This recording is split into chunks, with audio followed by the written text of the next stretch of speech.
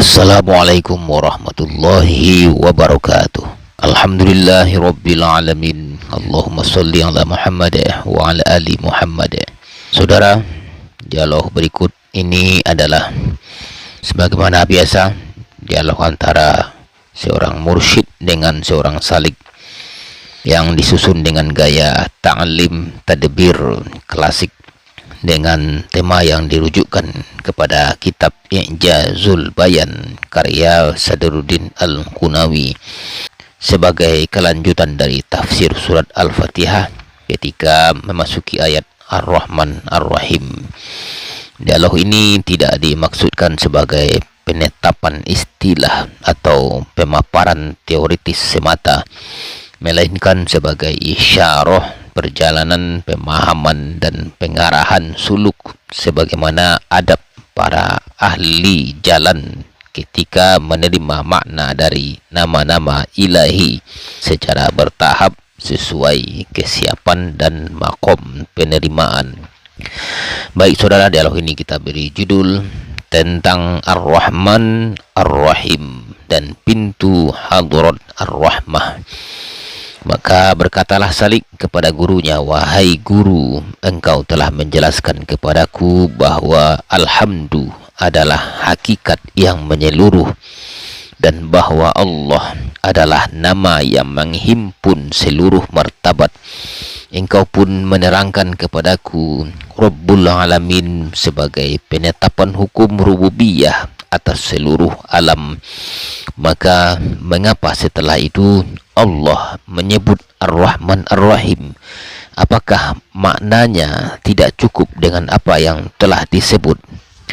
Mursyid berkata, "Wahai anakku, engkau telah bertanya pada tempat yang tepat. Ketahuilah bahwa Alhamdu tidak tampak kecuali setelah In'am, dan In'am tidak dikenal kecuali dengan rahmat. Maka ketika Allah menetapkan bahwa Dia adalah pemilik pujian dan pemilik alam, Dia menjelaskan dari jalan apa nikmat itu sampai dan dengan apa ia terus mengalir.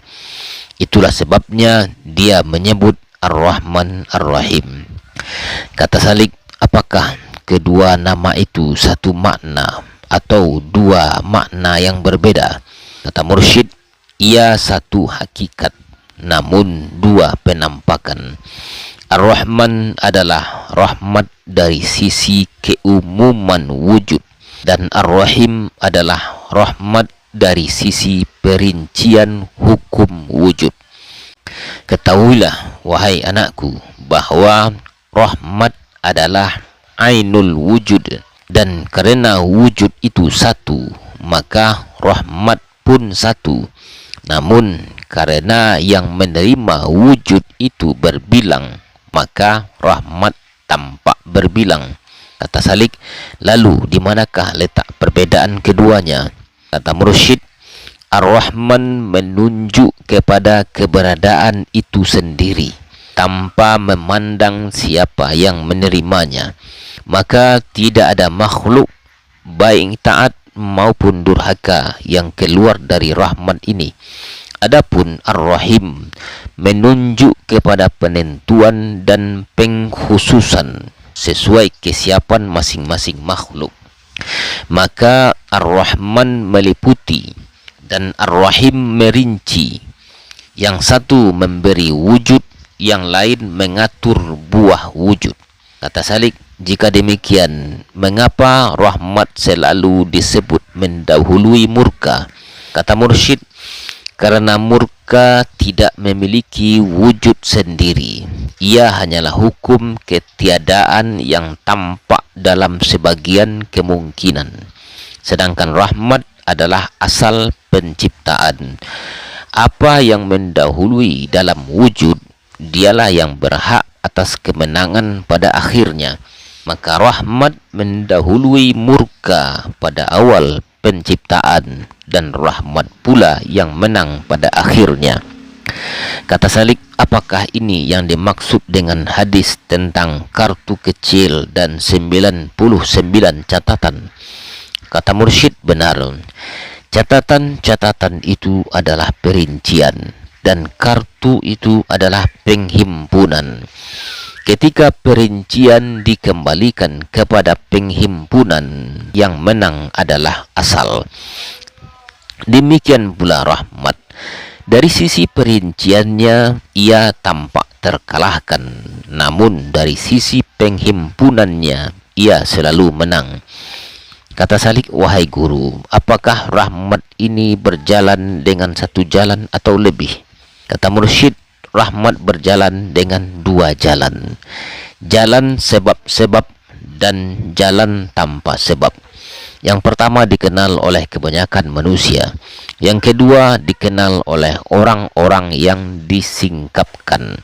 Namun ketahuilah, kedua jalan itu bukan dua rahmat, melainkan dua cara pandang terhadap satu rahmat.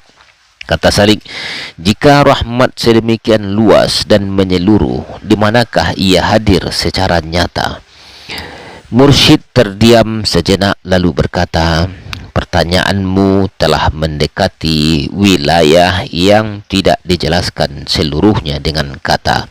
Ketahuilah wahai anakku, bahwa rahmat memiliki hadarat, hadir pada martabat-martabat tertentu.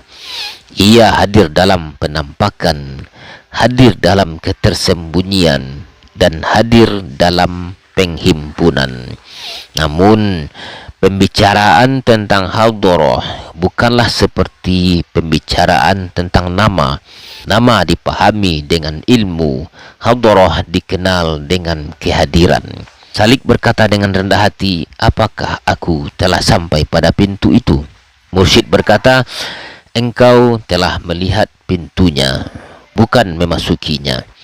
Cukuplah bagimu hari ini mengetahui bahwa Ar-Rahman Ar-Rahim bukan sekedar dua nama untuk dihafal, melainkan jalan wujud, rahasia kemenangan, dan cermin insan kamil. Jika engkau ingin melangkah lebih jauh, maka jangan bertanya dengan lisan, tetapi bersiaplah dengan suluk.